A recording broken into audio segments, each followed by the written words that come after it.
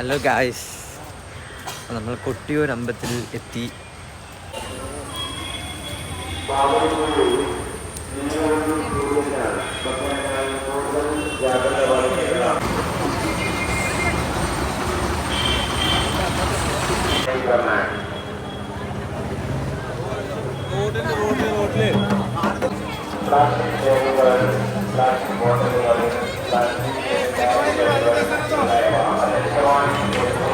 അപ്പോൾ ചൊവ്വാഴ്ചയാണ് നമ്മൾ അമ്പലത്തിൽ കയറാൻ വേണ്ടി പോണത്. എത്രമാത്രം തിരക്കണ്ടെന്ന് ഒരു രക്ഷയില്ല, അവിടെ ഒരു രക്ഷയില്ല. അനൗൺസ്മെൻറ്റ് വന്നുകൊണ്ടിരിക്കുന്നുണ്ട്.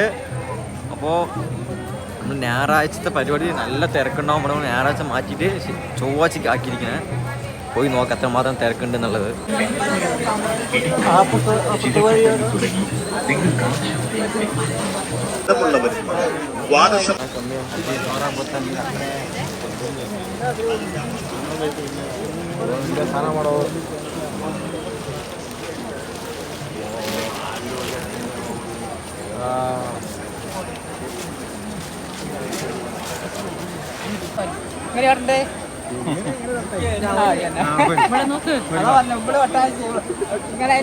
ഇവനെ പരീക്ഷ അവിടെ എന്റെ പരീക്ഷയാണ്.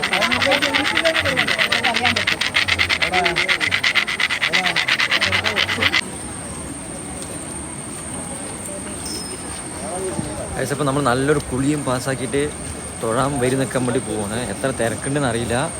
ഇവിടെ തന്നെ നല്ല തിരക്ക് കാണുന്നുണ്ട്. അപ്പോൾ പാലത്തിൻ്റെ അവിടെ തന്നെ നല്ല ബ്ലോക്ക് ഉണ്ട്. നോക്കാം. അപ്പോൾ നമ്മൾ കൃത്യം 11 മണിക്ക് വരി നിൽക്കാൻ തുടങ്ങിയിട്ടുണ്ട്. അപ്പോൾ ഇതാണ് ഇവിടെ നിന്നാണ് നമ്മുടെ വരി നിന്ന് സ്റ്റാർട്ട് ചെയ്യുന്നത്. എത്ര മണിയാവും എന്നുള്ളത് നമുക്ക് കണ്ടറിയാം.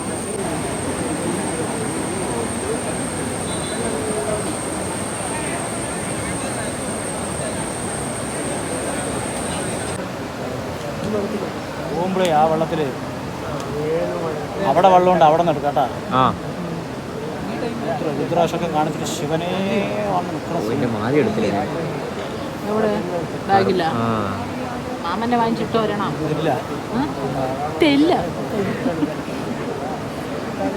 മൂക്കിലിട്ടിരിക്കും. മൂക്കിൻ്റെ പണി വാങ്ങിച്ചോ.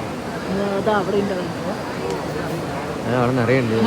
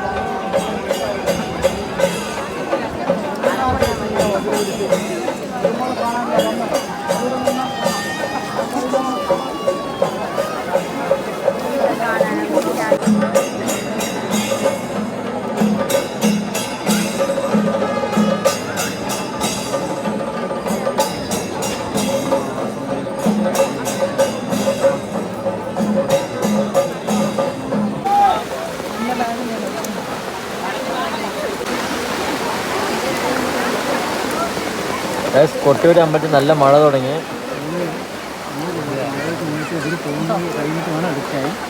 എടുക്കാൻ പറ്റാൻ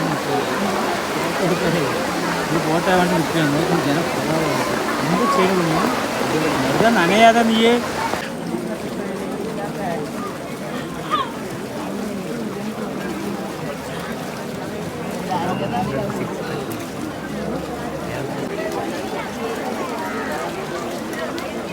11 മണിക്ക് നിൽക്കാൻ തുടങ്ങി വരികയാണ്. ഇപ്പോഴാണ് ഒന്ന് മൂവ് ചെയ്ത് തുടങ്ങിയിരിക്കണേ. ഇനിയിപ്പോൾ അവിടെ പോയി ബ്ലോക്ക് ആവോ ഇല്ലയോ എന്ന് കണ്ട് തന്നെ നോക്കണം.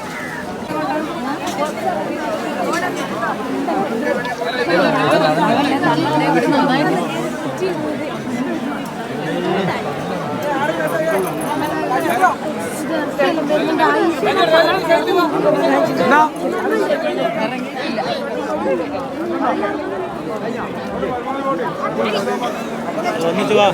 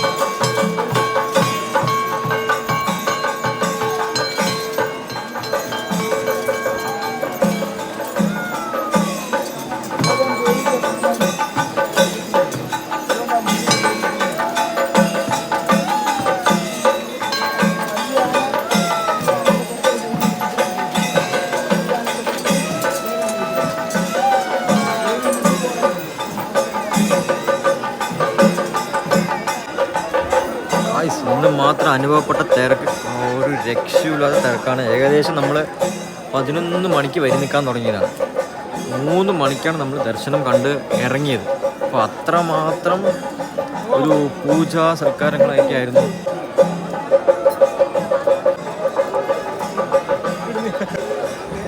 തിരക്ക് എന്ന് പറഞ്ഞാൽ ഒരു അമ്മാതിരി തിരക്കാണ്, അമ്മാതിരി തിരക്കാണ്. Okay, thank you.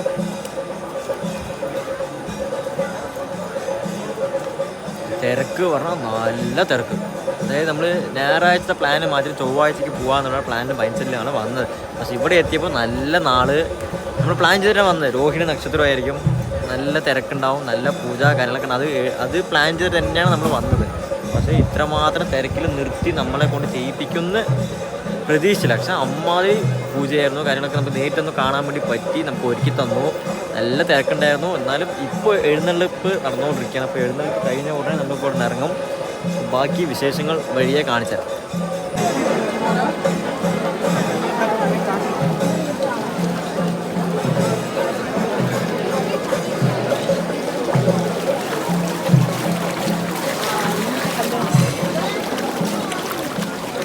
വെറുതെ അല്ല, ഇങ്ങനെ കുറേ പേര് നടന്നു പോകുമ്പോൾ കാല് വേദന നടക്കണം. പക്ഷെ നമുക്ക് ഇങ്ങനെ അങ്ങനെ കാല് വേദന കാര്യങ്ങളൊന്നും ഫീലാവുന്നില്ല കേട്ടോ. നമ്മൾ മേലെ വരി നിൽക്കുന്ന സമയത്ത് കുറേ പേര് ഇത് കല്ല് കുത്തുന്നു വലുതിന് സൗണ്ടൊക്കെ ഇട്ടിട്ട് പോകുന്നുണ്ടായിരുന്നു. പക്ഷെ നമുക്കത് വലുതായൊരു കാര്യമായിട്ട് ഫീൽ ചെയ്യുന്നില്ല. കാര്യം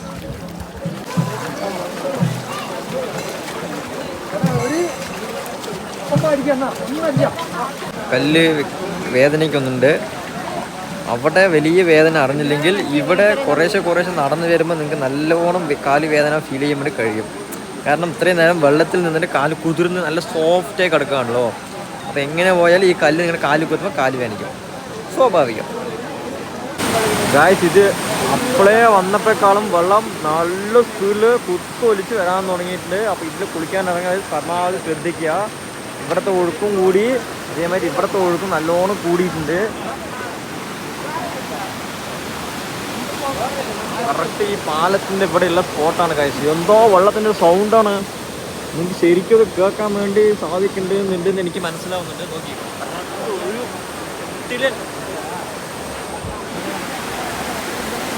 ഗായ്സ്, ഒരു രക്ഷയില്ല പറഞ്ഞാൽ ഒരു രക്ഷയില്ല. അമ്മാതിരി വെള്ളത്തിൻ്റെ ഒഴുക്ക് കുത്തനെ കൂടിയിട്ടുണ്ട്. അപ്പോൾ പരമാവധി കൊട്ടിയൂർ വന്ന് കുളിക്കാനാണ് പരമാവധി ശ്രദ്ധിച്ച് കുളിക്കാൻ ഇറങ്ങുക. അത്രേ എനിക്ക് പറയാനുള്ളൂ. കാരണം അമ്മാതിരി വെള്ളപ്പൊക്കമാണ്, വെള്ളം നല്ലോണം കൂടിയിട്ടുണ്ട്. Safety first. ഓക്കെ ഗായ്സ്, ഇതാണ് ഞാൻ പറഞ്ഞ ഒഴുക്ക്. എന്തോ ഒരു ഫ്ലോ ഉണ്ട് അതിൻ്റെ. എന്തുമാതിരി കുത്തൊഴുക്കാണ് ശരിക്കും. ഇവിടുന്ന് അങ്ങോട്ട് ഒരു ചെറിയൊരു ബണ്ടൊക്കെ കെട്ടിയിട്ടുണ്ടായിരുന്നു. ഈ വെള്ളത്തിൻ്റെ ഫ്ലോൻ്റെ സ്പീഡ് കാരണം ബണ്ടൊക്കെ മൊത്തം പൊട്ടിപ്പോയി. കാരണം നോക്ക്, പുഴയിൽ ഇറങ്ങരുത്, പുഴയിൽ അടിയൊഴുക്ക് കൂടുതലാണ്. കണ്ടാൽ തന്നെ അറിയണ്ട എന്തുമാത്രം അടിയൊഴുക്കുണ്ട് എന്ന്. അപ്പോൾ കൂടുതൽ സേഫ്റ്റി എടുക്കൂ ഗായ്സ്. എന്നാൽ മാത്രമേ തിരിച്ച് വീട്ടിൽ പോകാൻ പറ്റുള്ളൂ, നാട് കാണാൻ പറ്റുള്ളൂ. അവിടെ എല്ലാവരും ഉണ്ട്.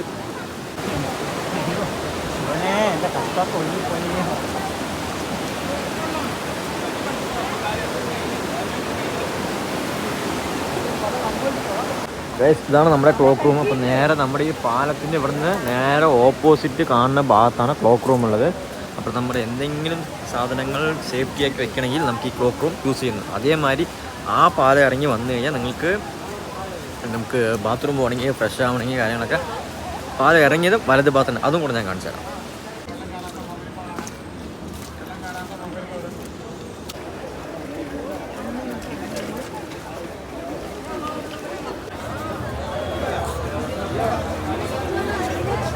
ഗൈസ് കുട്ടിയൂർ വന്നവരാരെങ്കിലും ഓടപ്പ് വാങ്ങിക്കാണ്ട് പോവില്ല. അതുകൊണ്ട് നമ്മൾ 1 or 2 വാങ്ങിക്കാൻ തീരുമാനിച്ചിരിക്കും.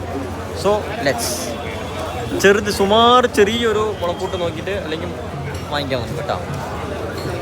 ഇവിടെയാണ് അത്യാവശ്യം നല്ലോണം ഒരു മാർക്കറ്റ് ഏരിയ പോലെയൊക്കെ കാണുന്നത്.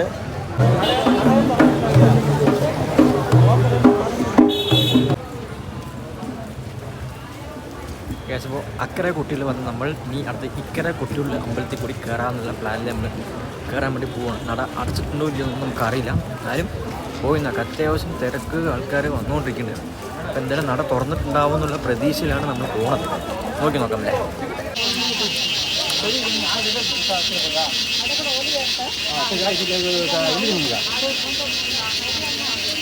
കഴിച്ചപ്പോൾ നമ്മൾ അവിടെ നിന്ന് തൊഴിലിട്ട് ഇറങ്ങി.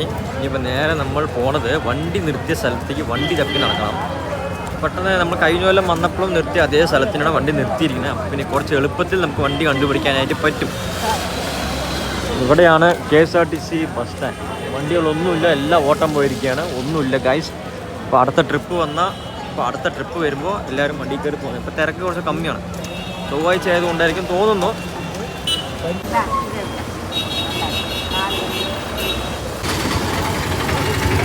ഗൈസ് 50 ഉറുപ്പ്യ പറഞ്ഞപ്പോൾ വാങ്ങിയതാണ്. വീട്ടിൽ വെച്ച് നോക്കണം, പിടിക്കോ ഇല്ലയോ എന്ന് നമുക്കറിയില്ല. പിടിച്ചാൽ നമ്മുടെ ഭാഗ്യം. കൂടുതൽ നമ്മൾ ഇവിടുന്ന് ഇത്രയും ദൂരം കൊണ്ടുപോകുന്ന ചെടികൾ അധികം പിടിക്കാറില്ല. ദൈവം സഹായിച്ച് ഇത് പിടിച്ചു കഴിഞ്ഞാൽ നമ്മൾ സന്തോഷം. ഇനി അടുത്തൊരു മിഷനും കൂടിയുണ്ട്, ഒരു ഓടപ്പൂ വാങ്ങിക്കാം. നമ്മൾ നിർത്തിയ സ്ഥലത്ത് നിന്നും വണ്ടി തപ്പി നടക്കുകയാണ്. വണ്ടി എവിടെയാണ് നിർത്തിയെന്ന് കൺസെപ്റ്റ് ഇല്ല, ഐഡിയ ഇല്ല. എന്നിവിടെ മൊത്തം ഒരു ഫുള്ള് കല്ലും കാര്യങ്ങളും ചളിക്ക് പുളിക്കുന്നായി കിടക്കണോണ്ടേ എങ്ങനെയാണ് പോകേണ്ടതെന്നറിയില്ല.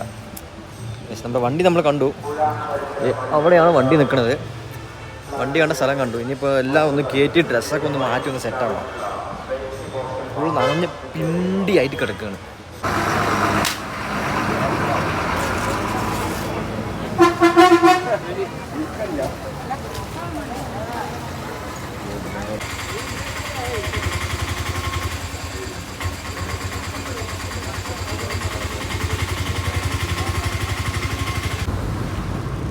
കേട്ടാ